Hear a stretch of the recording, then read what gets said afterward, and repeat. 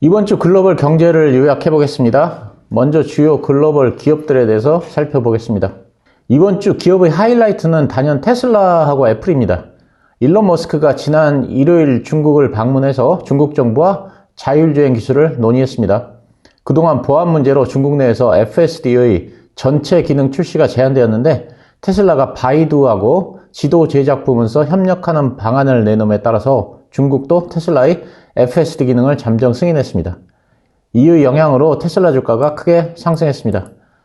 테슬라와 바이두는 지도 제작과 GPS 부문에서 협력할 예정입니다. 웨드부시의 댄 아이브스는 이에 대해서 머스크의 중국 방문이 테슬라의 전환점이 될 것이라고 평가했습니다.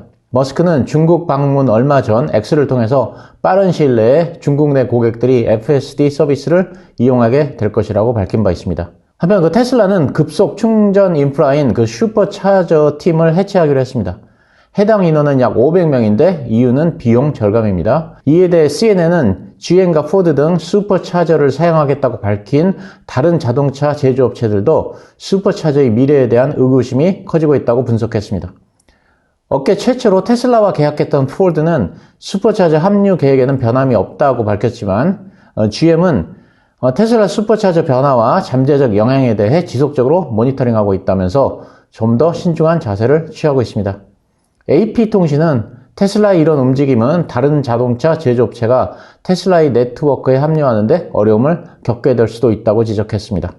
애플이 목요일 장 마감 후 실적을 발표했습니다. 비록 매출은 전년 동기 대비 4%가 줄었고 특히 아이폰 매출이 10%가 줄었지만 그럼에도 불구하고 매출과 주당 순이익이 모두 예상을 상회했고 1,100억 달러의 자사주 매입과 주당 25센트의 배당을 발표했습니다. 이는 역대 최대 규모의 자사주 매입입니다.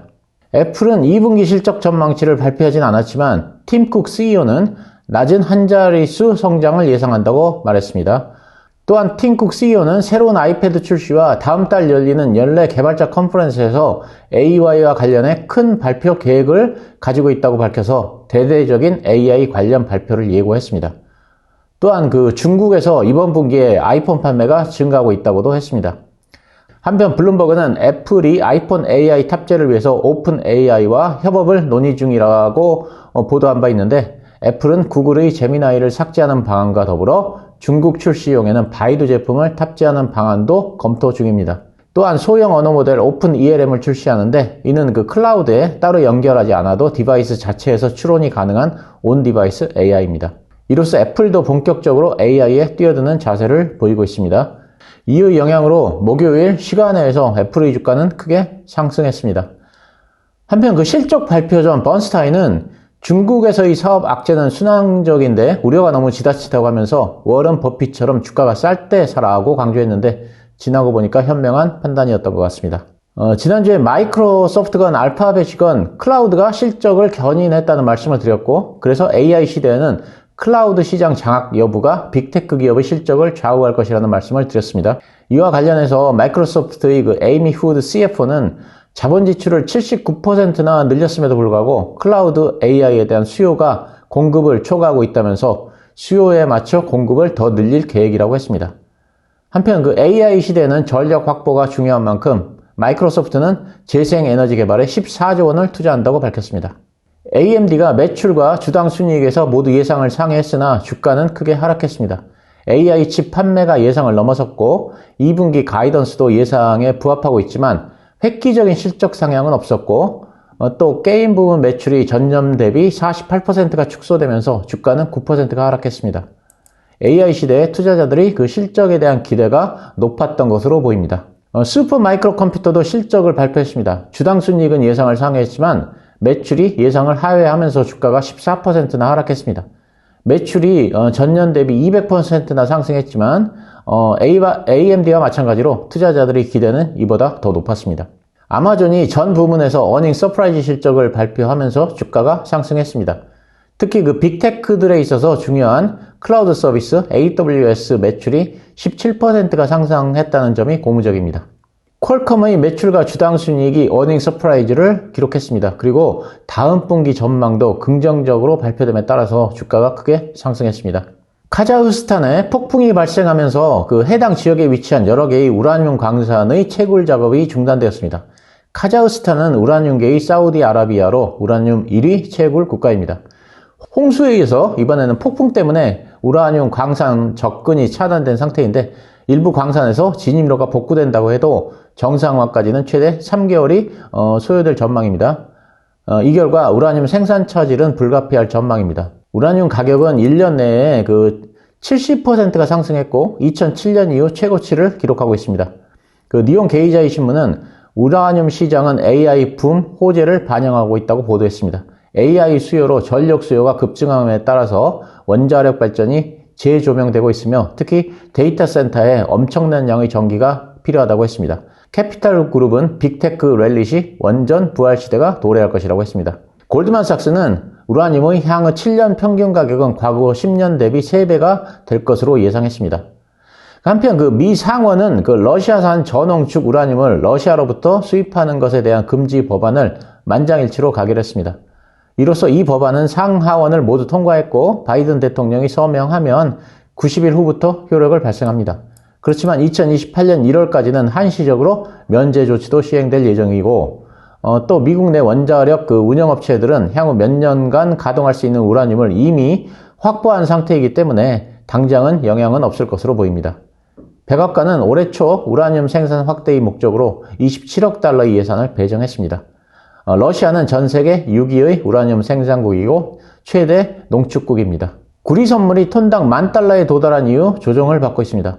중국의 구리 생산 업체들이 12년 만에 최대 규모인 10,000톤의 구리를 수출할 계획인데 이의 영향으로 구리 가격이 조정을 받는 것으로 보입니다. 중국의 대규모 수출은 구리 가격의 랠리를 진정시키는 것이 목적입니다만 여전히 구리 가격의 추가 상승 가능성이 커 보이는 상황입니다. 그 이유는 수요 공급의 불일치 때문입니다. 재생에너지와 AI 등으로 구리 수요가 크게 증가했으나 공급이 이를 따라가지 못하고 있습니다. 월스트리트 저널은 중국의 수출이 기저 문제를 해결할 것 같지는 않다면서 추가 상승에 무게를 두고 시티그룹은 올해 말까지 구리 가격이 $15,000에 도달할 것이라고 예상했습니다. 한편 구리는 금년 들어서 16%나 상승했습니다. 저는 우라늄과 구리가 AI 최대 수혜 섹터로 부상 중임을 말씀드리고 있습니다. 지속적인 관심을 가져야 한다고 생각합니다. 비트코인이 신고가 갱신 이후 반감기를 지나면서 조정 국면을 지속하고 있습니다. 특히 김치 프리미엄이 빠지면서 우리나라에서의 하락폭은 더 컸습니다.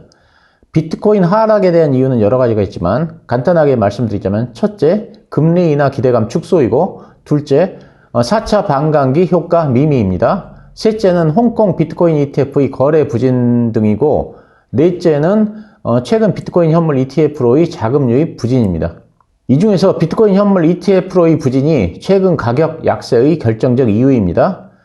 특히 최근에는 유입이 아니라 오히려 비트코인 ETF에서 자금이 유출되고 있습니다.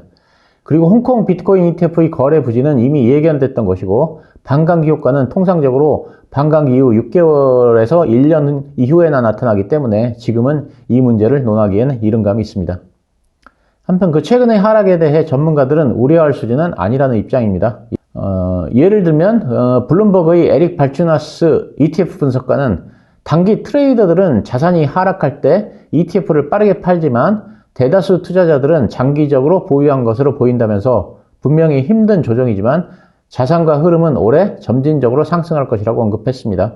한편 호주에서도 연내에 비트코인 ETF가 출시될 가능성이 대두되고 있습니다.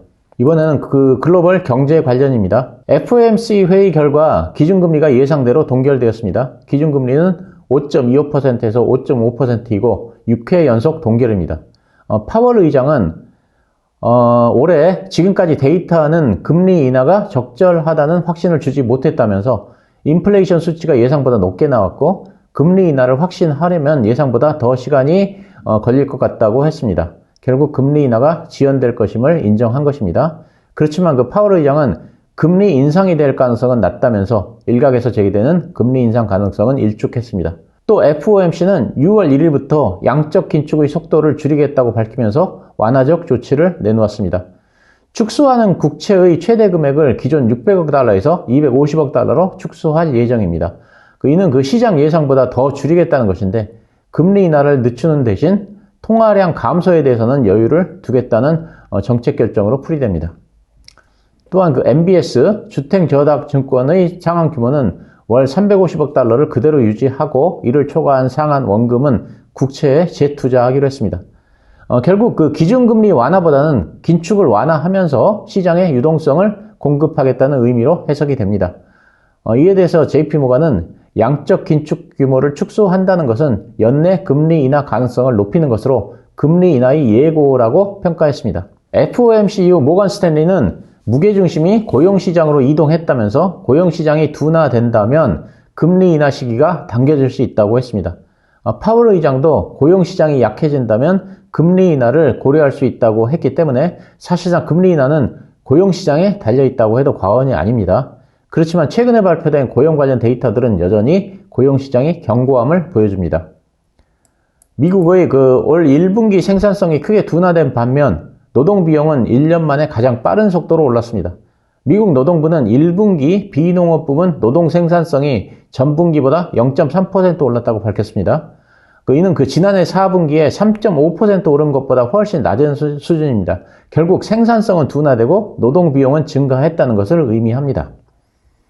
블룸버그 통신은 높아진 단위 노동 비용은 인플레 압력을 높게 유지할 것이고 연준의 판단을 어렵게 할 수 있다고 했습니다. 한편 미국의 주간 실업수당 청구는 20만 8천 건으로 전주와 동일합니다. 지난주 수치와는 동일하지만 트렌드상으로는 꾸준히 감소하고 있습니다. 4월 첫째 주에는 22만 2천 건이었고 4월 다섯 번째 주에는 20만 8천 건입니다. 또한 챌린저 감원 보고서에 따르면 미국의 4월 감원 계획이 전월비 28%가 하락해서 전월비 대폭 감소했습니다. 실업수당 청구가 감소하고 감원 계획이 하락한다는 것은 고용시장이 여전히 타이트하다는 것을 의미합니다.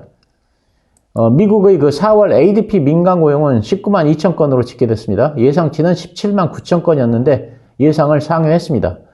그렇지만 임금 상승은 전년 대비 5%에 그쳐서 최근 가장 낮은 상승률입니다. 임금 상승 속도가 둔화된 것은 다행입니다. 왜냐하면 임금 상승 속도는 인플레이션으로 직접 이어지기 때문입니다. 또한 노동부의 구인 이직 보고서인 졸츠 보고서도 공개됐는데 3월 구인 건수는 848만 건으로 예상을 하회했고 2월보다 감소 추세입니다. 예상치는 868만 건이었습니다. 이직자 수도 330만 명 밑으로 떨어졌습니다.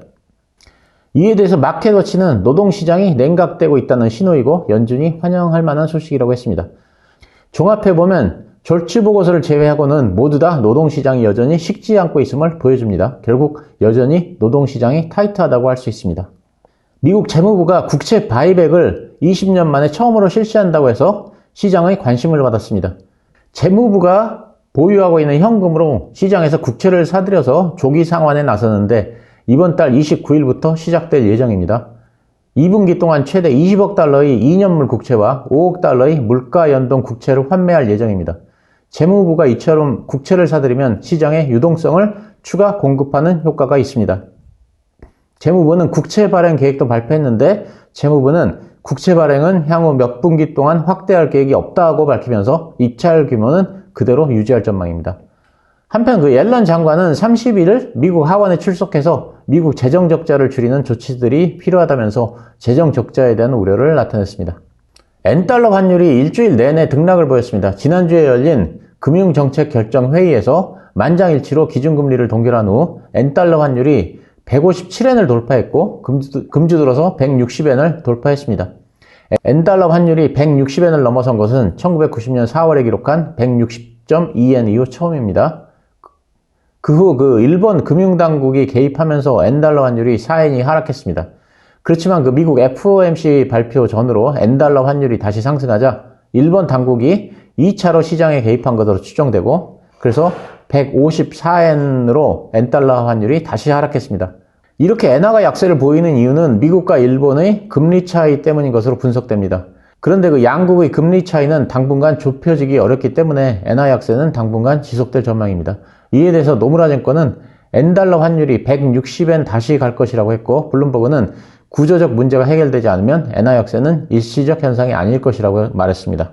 한편 엔유로 환율도 최대 171엔까지 상승해서 유로 출범 후에 최고치를 기록했습니다. 미국인들의 내년 물가 예상치인 그 미시간대 1년 기대 인플레는 3.2%로 5개월 내에 그 최고입니다. 장기 기대 인플레도 3%로 지난달에 2.8%보다 소폭 상회했습니다. 그 미국인들의 경기에 대한 전망을 반영한 4월 미시간대 소비자 심리 지수는 77.2로 조사돼서 4월 초의 77.9에서 소폭 하락했습니다. 결국 그 미국인들은 단기 물가는 상승하고 경기는 후퇴할 것으로 전망하고 있다고 할 수 있습니다. 미국 4월 ISM 제조업 PMI가 49.2로 집계되면서 예상을 하회했습니다. PMI가 50을 하회하면서 제조업이 위축되고 있음을 시사하고 있습니다. 제조업 분야는 고금리의 영향으로 이미 확장 국면은 꺾인 것으로 평가됩니다. 외국인들이 중국 증시를 3개월 연속 매수하면서 중국 증시에 낙관론이 대두되고 있습니다. 중국의 경기 회복 기미가 중국 증시에 긍정적 영향을 미치고 있고 중국판 그 밸류 프로그램인 신국구조가 발표되면서 증시가 탄력을 받아서 최근에 연속으로 상승하고 있습니다. 중국 내의 그 취업자 수도 전년 대비 2%가 증가하면서 내수 경기가 회복되고 있다는 평가입니다. 최근에 중국 증시가 많이 상승했지만 여전히 중국 증시에 관심을 가져볼 시기인 것으로 보입니다. 오늘은 그 이번 주 글로벌 기업들과 경제에 대해서 정리해봤습니다. 모두 좋은 주말과 연휴 보내시기 바랍니다. 감사합니다.